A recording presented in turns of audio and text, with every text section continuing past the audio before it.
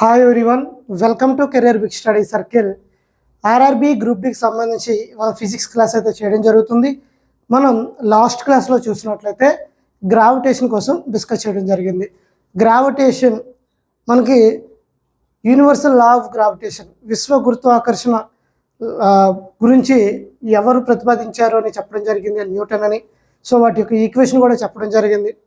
బలం అనేది మనకి మాస్కి, ప్రోడక్ట్ ఆఫ్ ద మాస్కి డైరెక్ట్లీ ప్రొపోర్షనల్గా ఉంటుందని, అదేవిధంగా వాటి మధ్యన డిస్టెన్స్కి ఇన్వర్స్లీ ప్రొపోర్షనల్గా ఉంటుందని, ఆ ఫోర్స్ అనేది ఆ రెండు సెంటర్ మధ్యన యాక్ట్ చేస్తుందని చెప్పడం జరిగింది.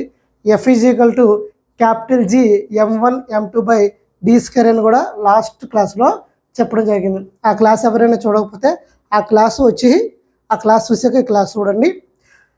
మనం లాస్ట్ క్లాస్లో క్యాపిటల్ G కోసం మాట్లాడుకున్నాం. అయితే క్యాపిటల్ G వాల్యూ ఎంత అంటే 6.67 × 10⁻⁻11 న్యూటన్ మీటర్ స్క్వేర్ kg⁻⁻2. ఈ వాల్యూను ఇచ్చింది ఎవరు అంటే న్యూటను. ఈ వాల్యూ ఇచ్చింది ఎవరు అంటే హెన్రీ క్యావెండిష్. ఈ లాను ప్రతిపాదించింది ఎవరు అంటే మనకి సర్ ఐజాక్ న్యూటన్. క్లియరా? మనం క్యాపిటల్ G కోసం కొన్ని ఇంపార్టెన్స్ కూడా మాట్లాడుకున్నాం. అవి ఏంటంటే మనకి the motion of the moon around the earth, మనకి భూమి చుట్టూ చంద్రుడు తిరగడం, అదేవిధంగా సూర్యుడి చుట్టూ గ్రహాలు తిరగడం, అదేవిధంగా మనకి ఫార్మేషన్ ఆఫ్ టైడ్స్ అంటే మనకి సముద్రంలో ఆటుపోట్లు ఏర్పడడం, ఇలాగా చాలా ఎగ్జాంపుల్ కూడా చెప్పుకున్నాం. ఇలా తిరుగుతున్నాయి అంటే motion around the motion of the moon around the earth అంటే దానికి కారణం ఏంటంటే సెంట్రిపిటల్ ఫోర్స్ అని కూడా డిస్కస్ చేయడం జరిగింది. ఈ విధంగా మనం క్యాపిటల్ G కోసం డిస్కస్ చేసుకున్నాం. మరి కొంచెం ఆ క్యాపిటల్ Gలో మనకి వేరియస్ ఎగ్జామ్స్లో అడుగుతున్నాడు. ఎలా అంటే క్యాపిటల్ G మనకి F = ఫార్ములా ఏంటంటే capital G m1 m2 by d² అమ్మ. ఇలా ఇది మనకి ఫార్ములా. అయితే ఇక్కడ మనకి ఎలా అడుగుతున్నాడు అంటే డిస్టెన్స్ని డబల్ చేస్తే ఏమవుతుంది, డిస్టెన్స్ని డబల్ చేస్తే ఏమవుతుంది, డిస్టెన్స్ ఆఫ్ చేస్తే ఏమవుతుంది, డిస్టెన్స్ ట్రిపుల్ చేస్తే ఏమవుతుందని ఎగ్జామ్లో అడుగుతున్నాడు. ఇది ప్రీవియస్ ఇయర్ క్వశ్చన్. చూడండి, నేను ఇప్పుడు డిస్టెన్స్ని డబల్ చేశానమ్మా. డిస్టెన్స్ని డబల్ చేస్తే ఏమవుతుంది, మీకు డిస్టెన్స్ ఏమవుతుందమ్మా, F inversely proportional to d² కదా. అంటే D పెరిగితే దూరం పెరిగితే ఏమవుతుంది, ఫోర్సు తగ్గుతుంది.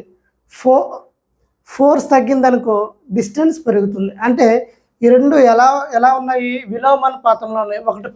ఒకటి పెరిగితే ఒకటి తగ్గుతుంది. ఈ రెండు ఇన్వర్స్లీ ప్రపోర్షనల్ ఉన్నాయి. ఇప్పుడు నాకు డిస్టెన్స్ని డబల్ చేస్తున్నానమ్మా. డిస్టెన్స్ని డబల్ చేస్తున్నానంటే మనకి F = 1/d² కదా. సింపుల్గా నేనేం చేస్తాను అంటే ఈ ఈక్వేషన్ బదులు డైరెక్ట్గా ఓన్లీ డీనే పెడుతున్నాను. సమ్ K అనుకొని D వాల్యూ ఎంతమ్మా, డబల్ అన్నాడు అంటే D = 2a కదా. సో 2² పెట్టండి. 2² అంత ఎంత వస్తుందమ్మా, 4. అంటే F = 1/4. ఎందుకంటే ఈ K ప్లేస్లో డైరెక్ట్ ఈక్వేషన్ రాసింది. ఏమవుతుంది, G m1 m2 అంటే ఏమైందమ్మా, 1/4 టైమ్స్ అయింది. అంటే చూడండి, డిస్టెన్స్ని డబల్ చేస్తే ఫోర్స్ ఏమవుతుంది అంటే 1/4 అవుతుంది. 1/4 times. One distance is doubled, force మనకు దూరము రెండింతలు చేసినప్పుడు బలం అనేది ఏమవ్వాలి, తగ్గాలి కదా, ఇన్వర్స్లీ ప్రపోర్షనల్. కాబట్టి బలము రెండింతలు చేసినప్పుడు, దూరము రెండింతలు చేసినప్పుడు బలం అనేది 1/4 వంతు 1/4 వంతు అవుతుంది. 1/4 టైం అమ్మ. ఓకేనా? అదే డిస్టెన్స్ని ట్రిపుల్ చేశానమ్మా.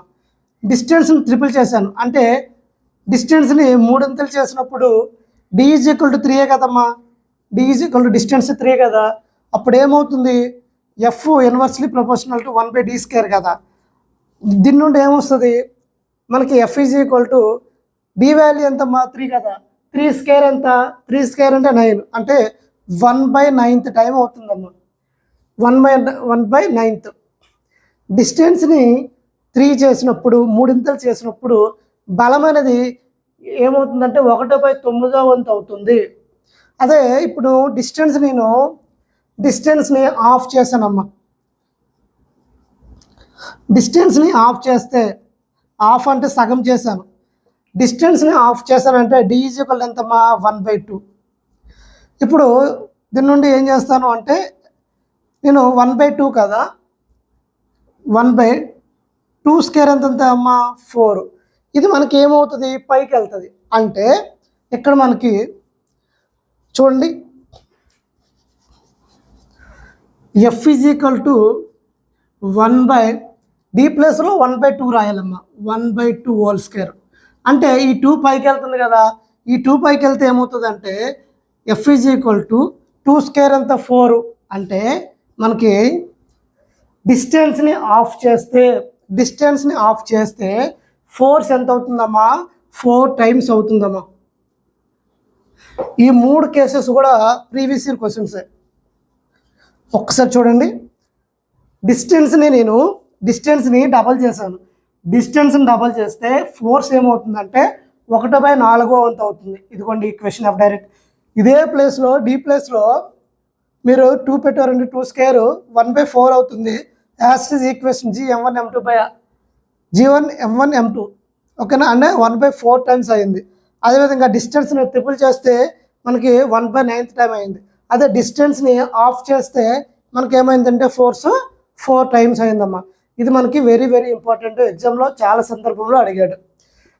ఇప్పుడు మీకు డిస్టెన్స్ని 5 టైమ్స్ చేస్తే ఫోర్స్ ఎంత అవుతుంది, మీరు చేసే ఆన్సర్ కామెంట్ సెక్షన్లో కామెంట్ చేయండి అమ్మా. మీరు డిస్టెన్స్ని 5 టైమ్స్ చేయండి. డిస్టెన్స్ని 5 టైమ్స్ చేస్తే ఫోర్స్ అనేది ఏమవుతుంది అనేది చెప్పండి. ఇప్పుడు నాకు వెయిట్ గురించి మాట్లాడుకుందాం. వెయిట్ అంటే భారం అమ్మ. వెయిట్ అంటే భారము. మీరు ద్రవ్యరాశి అంటే మీ వెయిట్ ఎంత అంటే మీ వెయిట్ ఎంత అని అడిగితే ఎన్ని కేజీలు చెప్తారమ్మా? ఒక 60 కేజీలో, ఒక 70 కేజీలో, ఒక 50 కేజీలో, 40 కేజీలో చెప్తారు కదా, అది రాంగ్. మీ వెయిట్ ఎంత అంటే 40 కేజీలు, 50 కేజీలు, 60 కేజీలు చెప్తే మీ వెయిట్ అది రాంగ్. ఎందుకు అంటే అది వెయిట్ని మనం వెయిట్కి యూనిట్స్ ఏంటమ్మా, newton. Weight is the force, ఓకేనా. అంటే నీ మీద భూమి ఎంత బలం ప్రయోగించిందో ఆ బలమే ఈ భారం అమ్మ, ఓకేనా. నీ వెయిట్ ఎంత అంటే 60 కేజీలు అన్నప్పుడు అది 60 కేజీలు అంటే మనకి 60 ఇంటూ మనకి acceleration due to gravity 10 metre per second తీసుకుంటే మనకి 60 × 10 600 న్యూటన్స్ అవుతుంది.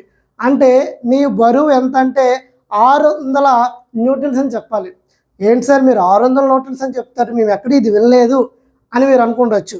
ఇక్కడ ద్రవ్యరాశికి భారంకి తేడా మీకు తెలియాలమ్మా. ఇది వెయిట్ అంటే భారము. వెయిట్ అనేది ఏంటంటే ఒక ఫోర్స్ అమ్మ. వెయిట్ అనేది ఫోర్స్. డెఫినేషన్ రాసింది. వెయిట్ అనేది చూసినట్లయితే the force with which earth attract objects it centre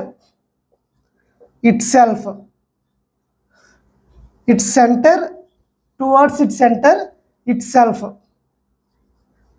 అంటే వెయిట్ అంటే ఫర్ ఎగ్జాంపుల్ నా మీద ఎంత భూమి నుండి ఏంటంటే నన్ను భూమి ఎంత ఆకర్షిస్తుందో ఆ ఆకర్షించే బలాన్నే వెయిట్ అని చెప్తామమ్మా. వెయిట్ అనేది ఫోర్స్ అని చెప్పొచ్చు. ఈ వెయిట్ అనే భారాన్ని ఏ లెటర్తో ఇండికేట్ చేస్తామా అంటే W అనే లెటర్తో ఇండికేట్ చేస్తామమ్మ. W ఈజ్ ఈక్వల్ టు ఏంటంటే M × G అమ్మ. W is equal to M × G. W అంటే వెయిట్ అమ్మ. W అంటే వెయిట్ అంటే భారము అంటాం. భారము. ఎం అంటే వెయిట్ అమ్మ. ఎం అంటే మాస్. ఎం అంటే మాస్. మాస్ని ఎలా కొలుస్తారమ్మా? కేజీ. తర్వాత జీ అంటే యాక్సలరేషన్ డ్యూ టు గ్రావిటీ. ఏనేమని పిలుస్తామంటే యాక్సలరేషన్ డ్యూ టు గ్రావిటీ. అంటే దీన్ని ఏమంటామమ్మా? స్మాల్ జీ అంటాం. యాక్సలరేషన్ డ్యూ టు గ్రావిటీ అంటే దీన్ని గురుత్వ త్వరణము అంటామమ్మా. గురుత్వ త్వరణము మీకు ఆల్రెడీ యాక్సలరేషన్ అనే కాన్సెప్ట్ చెప్పినప్పుడు చెప్పడం జరిగింది. గురుత్వ త్వరణము అని. W is equal to M into G. W అంటే వెయిట్ భారము, ఎం అంటే ద్రవ్యరాశి, జీ అంటే యాక్సలరేషన్ డ్యూ టు గ్రావిటీ గురుత్వ త్వరణము అంటాం. మనకి డబ్ల్యూ అమ్మ. ఇక్కడ మనకు చూసినట్లయితే ఇది వెయిట్. ఇప్పుడు నాకు యూనిట్స్ కావాలి. యూనిట్స్ చూసినట్లయితే యూనిట్స్ చూడండి. మాస్కి యూనిట్ చేయడం చెప్పాము. మాస్కి కేజీ అమ్మ. తర్వాత మనకి యాక్సలరేషన్ డ్యూ టు గ్రావిటీ గురుత్వ త్వరణానికి యూనిట్ చేయడమ్మా metre per second square. Metre per second square ఇది ఒక యూనిట్ అమ్మ. KG into metre per second square. దీన్నే మనం ఏమని పిలుస్తాము? న్యూటన్ అని పిలవడం జరుగుతుంది. న్యూటన్. ఇది మనకి యూనిట్స్ అమ్మ.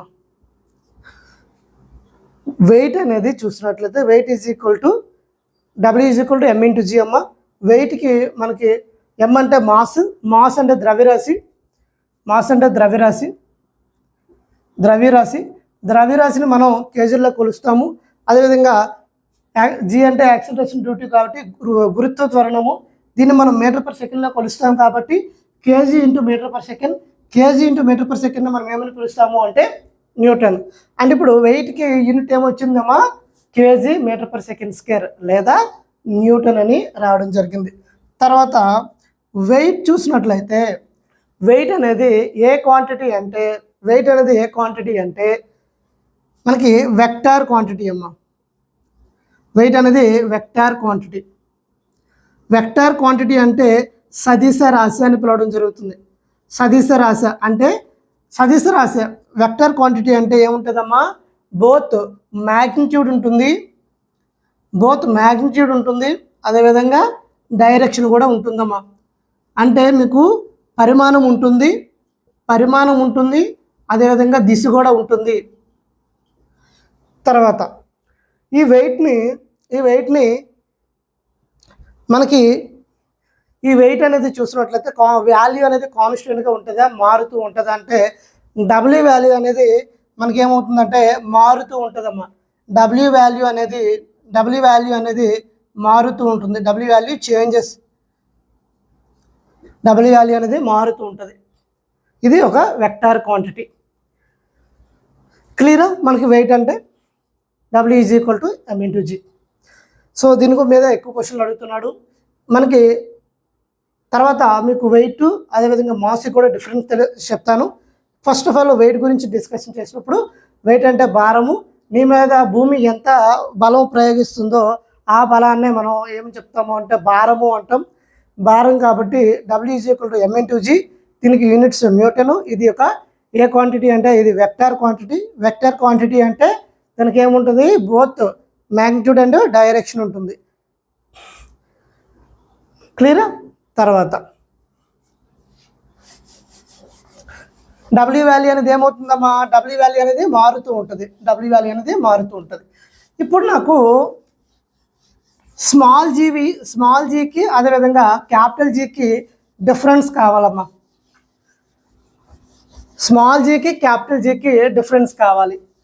అదేవిధంగా స్మాల్ జీ అంటే యాక్సలరేషన్ డ్యూ టు గ్రావిటీ కదమ్మా, గురుత్వ త్వరణం అంటాం. ఇది మారుతుందా లేదా? స్మాల్ జీ వాల్యూను ఎలా క్యాలిక్యులేట్ చేస్తాం అనేది ఇప్పుడు డిస్కస్ చేద్దాం.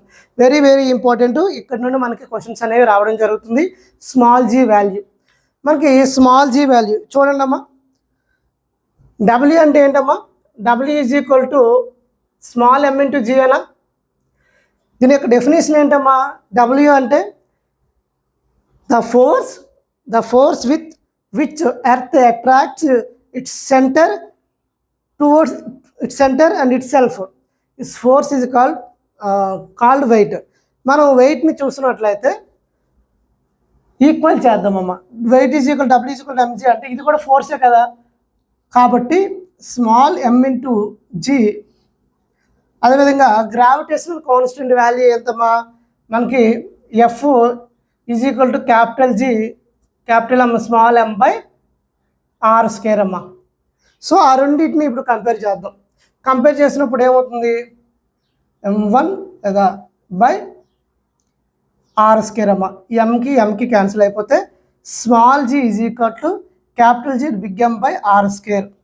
అంటే ఇది మనకి ఈక్వేషన్ రావడం జరిగింది. చూడండి, W is equal to M into G కదా, డబ్ల్యూ ప్లేస్లో ఇది రాసుకున్నాను. మనకి W is equal to definition ఏంటమ్మా, డెఫినేషన్ అంటే the force with which earth attracts itself. ఓకేనా, దాన్ని మనం ఏమన్నా గ్రావిటేషనల్ ఫోర్స్ అనొచ్చు. కాబట్టి weight is equal to, weight అనేది ఫోర్స్ కాబట్టి M into G is equal to capital G M by R square. Small M cancel అయిపోతే small G is equal to capital G M by R square వచ్చింది. ఇది మనకి small జీకి అదేవిధంగా capital జీకి difference అంటే రిలేషన్ ఏమో. ఇప్పుడు నాకు స్మాల్ జీ అనేది ఎక్కడ ఎక్కువ ఉంటుంది, అదేవిధంగా ఎక్కడ తక్కువ ఉంటుంది అని చూద్దాం. స్మాల్ జీ అంటే గురుత్వ త్వరణం అనేది ఎక్కడ ఎక్కువ ఉంటుంది ఎక్కడ తక్కువ ఉంటుంది అంటే ఇక్కడ చూడండి అమ్మా, small G inversely proportional to capital R square అని కూడా రాయొచ్చమ్మా. అంటే ఎక్కడైతే రేడియస్ పెరుగుతుందో, రేడియస్ ఎక్కువ ఉంటే గురుత్వ త్వరణం తక్కువ ఉంటుంది, రేడియస్ తగ్గితే గురుత్వ త్వరణం ఎక్కువ ఉంటుంది, రేడియస్ పెరిగితే గురుత్వ త్వరణం తగ్గుతుంది. ఇక్కడ ఇన్వర్స్లీ ప్రపోర్షనల్ అమ్మ. కాబట్టి ఇప్పుడు మనం స్మాల్ జీ వాల్యూ అనేది ఎక్కడ ఎక్కువ ఉంటుంది ఎక్కడ తక్కువ ఉంటుంది అనేది చూసినట్లయితే, మనకి భూమి మీద మన ఎర్త్ చూసినట్లయితే పోల్స్ దగ్గర ఎక్కువ ఉంటుందా ఈక్వేటర్ దగ్గర ఎక్కువ ఉంటుందా అనేది మనం అబ్జర్వ్ చేసినట్లయితే మనకి జీ వాల్యూ అనేది మనకి ఎక్కడ ఎక్కువ ఉంటుందమ్మా, పోల్స్ దగ్గర ఎక్కువ ఉంటుంది. ఎందుకు అంటే మనకి ఎర్త్ అనేది పోల్స్ దగ్గర రేడియస్ అనేది అంటే ధ్రువాల వద్ద మనకి వ్యాసార్థం అనేది తక్కువగా ఉండడం వల్ల జీ వాల్యూ ఎక్కువ ఉంటుంది. అదే భూమధ్య రేఖ వద్ద ఈక్వేటర్ దగ్గర మనకి ఏమవుతుంది, వ్యాసార్థం ఎక్కువ ఉంటుంది, రేడియస్ ఎక్కువ ఉంటుంది, కాబట్టి గురుత్వ త్వరణం అనేది తక్కువ ఉంటుంది. అంటే ఇప్పుడు మనకి ఎలా కన్క్లూడ్ చేయొచ్చు, మనకి గురుత్వ త్వరణం అనేది స్మాల్ జీ అనేది మ్యాక్సిమం ఎక్కడంటే పోల్స్ దగ్గర ఉంటుంది, అదేవిధంగా మినిమం ఎక్కడ ఉంటుందంటే ఈక్వేటర్ దగ్గర ఉంటుందని చెప్పొచ్చు. సో ఇక్కడ మనకి వెరీ వెరీ ఇంపార్టెంట్ ఈ కేసు అమ్మ. ఈ కేసు ద్వారానే అది కన్క్లూడ్ చేసాము. అది క్లియర్గా రాస్తాను, నోట్స్ రాసుకోండి. ఇక్కడ చూడండి అమ్మా, ఫస్ట్ కేసు మనకి అట్ పోల్స్ అమ్మ, జీ వాల్యూ అట్ పోల్స్ దగ్గర ఎలా ఉంటుంది, అట్ పోల్స్ అమ్మ. అట్ పోల్స్ అంటే మనకి రేడియస్ అనేది ఎక్కువ ఉండడం వల్ల జీ వాల్యూ అనేది ఎక్కడ ఎక్కువ ఉంటుంది అంటే పోల్స్ దగ్గర ఉంటుంది మ్యాక్సిమం. జీ అనేది ఎక్కడంటే మ్యాక్సిమం పోల్స్ దగ్గర. ఎందుకు అమ్మ, ఎందుకు అంటే because of radius of poles is less than poles is less than radius of equator. Radius మనకి ఎక్కడైతే తక్కువ ఉంటుందో అక్కడ ఏమన్నాను, గ్రావిటేషనల్ ఫోర్స్ అనేది అదే స్మాల్ జీ అనేది ఇక్కడ ఎక్కువ ఉంటుంది కదా, కాబట్టి G poles greater than G equator అమ్మ. ఇప్పుడు మనకి లేకపోతే ఈ ఈక్వేషన్ రాసుకోండి, 1/r². ఈ కండిషన్ రాసుకుంటే అయిపోయింది. ఇక్కడే మనకి ఏమవుతుందమ్మా, వెయిట్ కూడా ఎక్కడ ఎక్కువ ఉంటుందంటే పోల్స్ దగ్గరే ఉంటుంది. వెయిట్ కూడా మ్యాక్సిమం ఎట్ పోల్స్. ఇప్పుడు ఈక్వేటర్ తీసుకుందాం. అట్ ఈక్వేటర్ దగ్గర మనకి ఏముంటుందంటే జీ వాల్యూ అనేది మినిమం ఉంటుందమ్మా. మినిమం ఉంటుంది. ఎందుకు మినిమం ఉంటుందంటే రేడియస్ ఆఫ్ ఈక్వేటర్ భూమధ్య రేఖ వద్ద వ్యాసార్థం ఎక్కువ ఉండడం వల్ల రేడియస్ ఆఫ్ ఈక్వేటర్ ఈజ్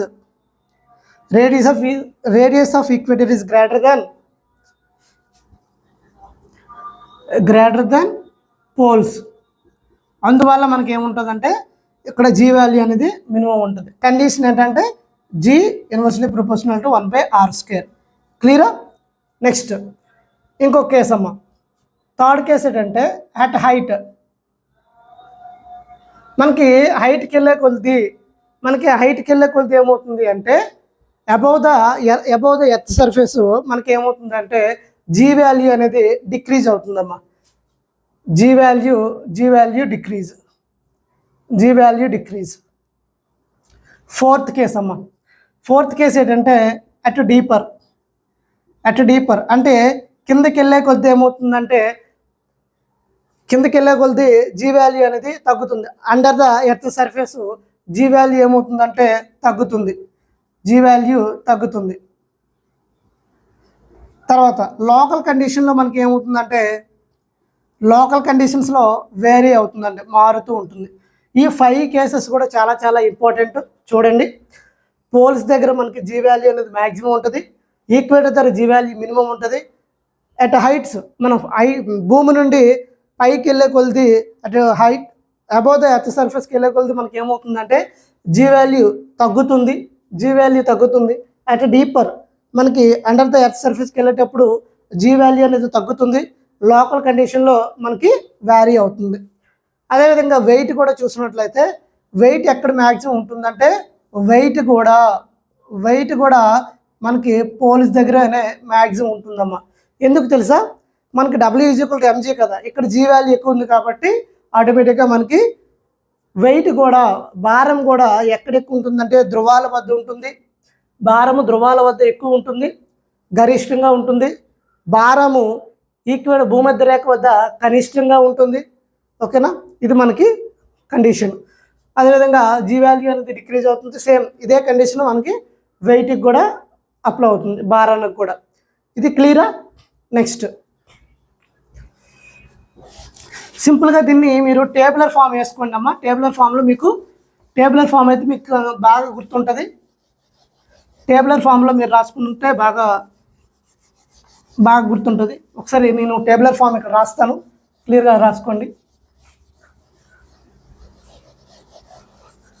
సింపుల్గా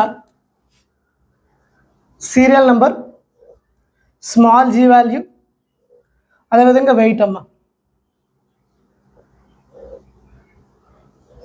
సీరియల్ నెంబర్ 1లో చూసినట్లయితే మీరు సింపుల్గా ఈక్వేటర్ దగ్గర మొదలెట్టండి. ఈక్వేటర్ దగ్గర ఎలా ఉంటుంది? ఈక్వేటర్ దగ్గర జీ వాల్యూ మినిమం ఉంటుంది.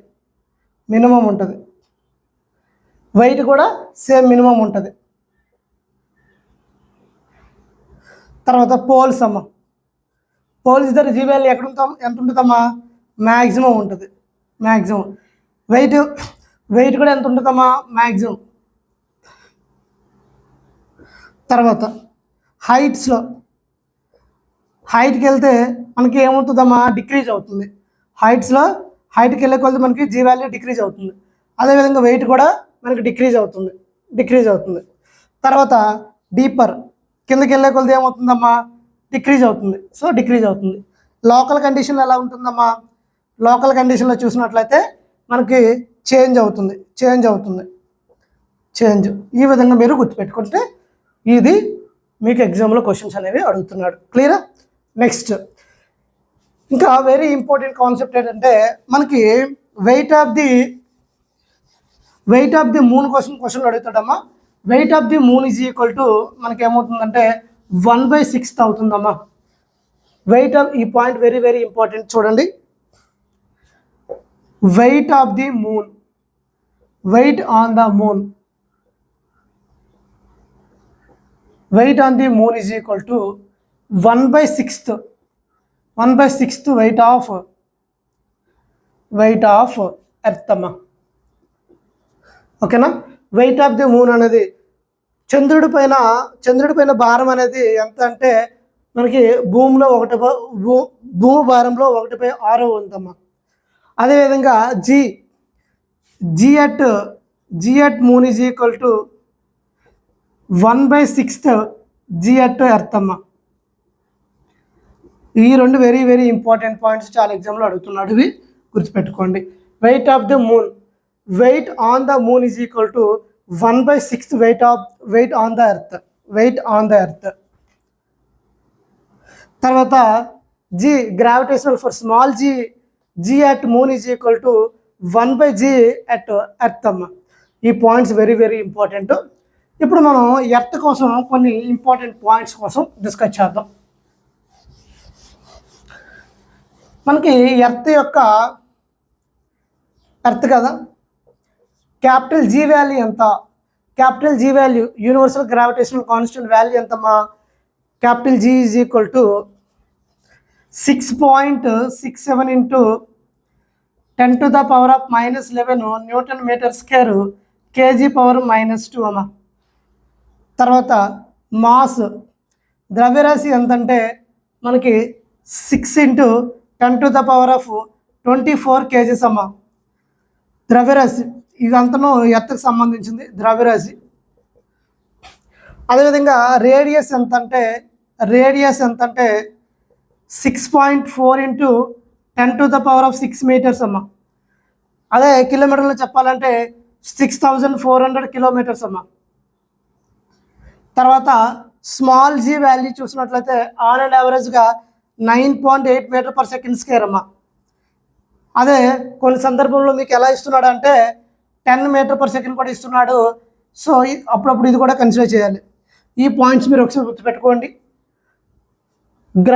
ఎర్త్ మీద యూనివర్సల్ గ్రావిటేషనల్ కాన్స్టెంట్ అది ఎక్కడా మారదు. Capital G is equal to 6.67 into 10⁻⁻11 Newton metre square kg⁻⁻2. Mass ద్రవ్యరాశి చూసినట్లయితే 6 ఇంటూ 10⁻24 kgs. రేడియస్ వ్యాసార్థం చూసినట్లయితే భూమి యొక్క వ్యాసార్థం చూసినట్లయితే ఇది కూడా చాలా సందర్భంలో ఎగ్జామ్ వాళ్ళు అడిగాడమ్మా. 6400 కిలోమీటర్లు లేదా 6.4 ఇంటూ 10⁻6 మీటర్స్. అదేవిధంగా స్మాల్ జీ అనేది చూసినట్లయితే on an average 9.8 metre per second square. ఇది మనకి వ్యారీ అవుతుంటుంది, ఇది కాన్స్టెంట్గా ఉంటుంది. ఇది క్లియరా? ఇప్పుడు మనకి క్యాపిటల్ జీ తెలిసింది, స్మాల్ జీ తెలిసింది, డబ్ల్యూ క్వశ్చన్ తెలిసింది. ఇప్పుడు మాస్కి అదేవిధంగా వెయిట్కి డిఫరెన్స్ అనేది తెలుసుకుందాం. మాస్కి వెయిట్కి, భారంకి అదేవిధంగా ద్రవ్యరాశికి చూద్దాం. మీకు ఆల్రెడీ ఇప్పటికే మాస్ అంటే ఏంటనేది, ద్రవ్యరాశి అంటే అనేది మీకు క్లారిటీ వచ్చి ఉంటుంది. ఇప్పుడు వాటి మధ్య డిఫరెన్స్ డిస్కస్ చేద్దాం. ఫస్ట్ ఆఫ్ ఆల్ మాస్ అమ్మ, మాస్. తర్వాత వెయిట్ అంటే మనకి భారం అని చెప్పాను. మాస్ అంటే మనకి ద్రవ్యరాశి అని చెప్తున్నాను, ద్రవ్యరాశి. ఈ మధ్యన డిఫరెన్స్ కావాలి. ఫస్ట్ ఆఫ్ ఆల్ మాస్ అనేది ఏ క్వాంటిటీ అంటే మాస్ అనేది స్కేలార్ క్వాంటిటీ. మాస్ అనేది ఏంటంటే స్కేలార్ క్వాంటిటీ. స్కేలార్ క్వాంటిటీ అంటే మనకి ఏంటంటే తెలుగులో దాన్ని అదిశ రాశి అని చెప్తారు. అదిశ రాశ ఓన్లీ మనకేముంటుందంటే మ్యాగ్నిట్యూడ్ మాత్రమే ఉంటుంది, దిశ మాత్రం ఉండదు. అదే వెయిట్ చూసినట్లయితే వెక్టార్ క్వాంటిటీ అమ్మ. వెక్టార్ క్వాంటిటీ అంటే ఇది సదిశ రాశ. దీనికి డైరెక్షన్ ఉంటుంది, అదేవిధంగా మనకి మ్యాగ్నిట్యూడ్ కూడా ఉంటుందమ్మా. నెక్స్ట్ మాస్ అంటే ఏంటి? డెఫినేషన్ చూసినట్లయితే mass is the amount of matter present in the body. Mass యొక్క డెఫినేషన్ ఏంటంటే amount of matter present in the object లేదా ఆబ్జెక్ట్ ఆర్ బాడీ. అంటే ఆ పదార్థం ఎంత కలిగి ఉందో. ఫర్ ఎగ్జాంపుల్ ఇది ఒక 5 కేజీలు అనుకోండి, ఇది 5 కేజీలు. ఇందులో ఉన్న పదార్థ స్వభావం, ఇందులో పదార్థం ఎంత అంటే 5 కేజీలు. The amount of matter present in the object or present in the body is called mass అమ్మ. మాస్ అంటే ఏంటంటే amount of matter present in the object or body is called mass అమ్మ. అదే వెయిట్ అంటే మనకి the force with which earth attract objects, earth attract its centre itself అమ్మ, towards itself. అంటే భూమి ఎంత ఆకర్షిస్తుందో ఆకర్షించేదే భారం అమ్మ. నెక్స్ట్ మనకి మాస్ అనేది చూసినట్లయితే మాస్ అనేది డస్ నాట్ చేంజ్ అమ్మ. Mass does not change place to place. అంటే mass does not change place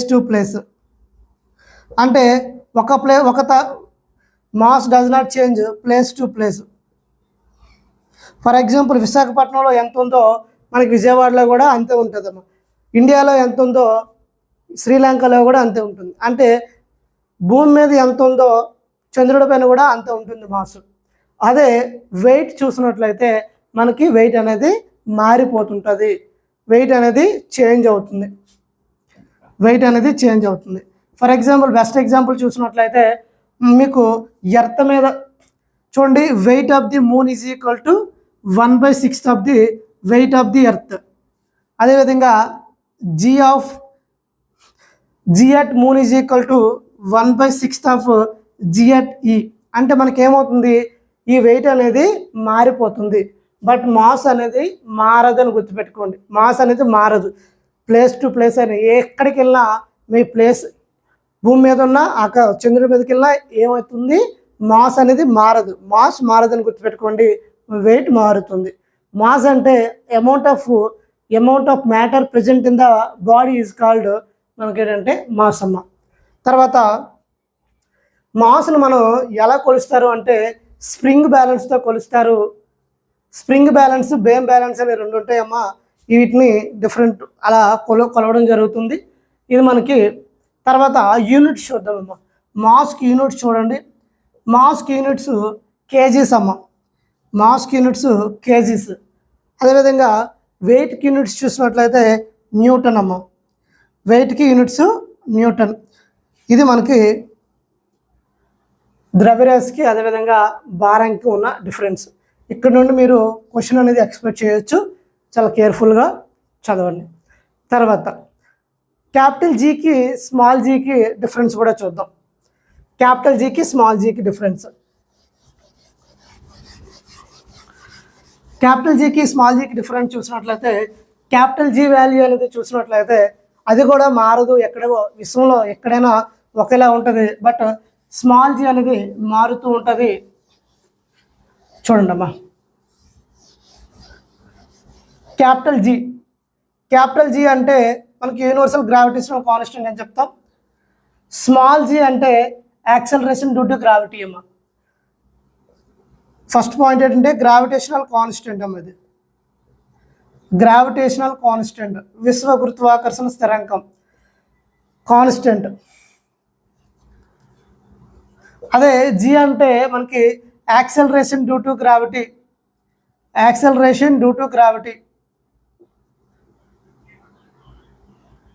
next units చూడండి. యూనిట్స్ చూసినట్లయితే మనకి గ్రావిటేషనల్ కాన్స్టెంట్కి యూనిట్స్ ఏంటమ్మా, newton metre square KG power -2. అదే స్మాల్ జీకి యూనిట్స్ చూసినట్లయితే మీటర్ పర్ సెకండ్ స్క్వేర్ అమ్మ. Metre per second square. తర్వాత జీ వాల్యూ చూడండి. Capital G value does not change అమ్మ. డస్ నాట్ చేంజ్, ఎక్కడ కూడా మారదు. Does not change. But G value మాత్రం ఏమవుతుందంటే చేంజ్ అవుతూ ఉంటుంది. జీ వాల్యూ చూసినట్లయితే పోల్స్ దగ్గర మనకి ఎలా ఉంటుంది అంటే మ్యాక్సిమం ఉంటుంది. ఎగ్జాక్ట్లీ చూసినట్లయితే 9.8 మీటర్ పర్ సెకండ్ స్క్వేర్ అక్కడే ఉంటుంది. ఈక్వేటర్ దగ్గర చూసినట్లయితే 9.78 మీటర్ పర్ సెకండ్ స్క్వేర్ ఉంటుందమ్మా. బట్ ఆన్ అండ్ యావరేజ్గా ఎంత చెప్తున్నారు అంటే 9.8 మీటర్ పర్ సెకండ్ స్క్వేర్ చెప్పడం జరుగుతుంది. ఓకేనా, ఇది క్యాపిటల్ జీకి స్మాల్ జీకి డిఫరెన్స్. దీని వాల్యూ చూసినట్లయితే 6.67 into 10⁻⁻11 Newton metre square kg⁻⁻2. That's it. ఇది మనకి క్యాపిటల్ జీ వాల్యూ, అది 9.8 metre per second square. So ఇక్కడతో మనకి గ్రావిటేషన్ అనే టాపిక్ అనేది కంప్లీట్ అవ్వడం జరిగింది. నెక్స్ట్ క్లాస్లో న్యూటన్స్ లాస్ కోసం డిస్కస్ చేద్దాం. ఈ ఎక్స్ప్లెనేషన్ మీకు నచ్చినట్లయితే లైక్ చేయండి, మీరు క్లియర్గా నోట్స్ రాసుకోండి, మీ ఫ్రెండ్స్ అందరికీ షేర్ చేయండి. ఖచ్చితంగా గ్రూప్ డి ఎగ్జామ్ని మీరు క్రాక్ చేయండి. సో నా వరకు మీకు ఫిజిక్స్, అదేవిధంగా మరికొద్ది రోజుల్లో ఈ ఫిజిక్స్ కంప్లీట్ అయితే ప్రీవియస్ ఇయర్ క్వశ్చన్స్ కూడా ఎక్స్ప్లెయిన్ చేసే ప్రయత్నం చేస్తాను. నా వరకు ది బెస్ట్ ఇవ్వడానికి నేను ప్రయత్నిస్తాను. మీరు ఛానల్ సబ్స్క్రైబ్ చేసుకొని మీ ఫ్రెండ్స్ అందరికీ షేర్ చేయండి. Thank you all. జై హింద్.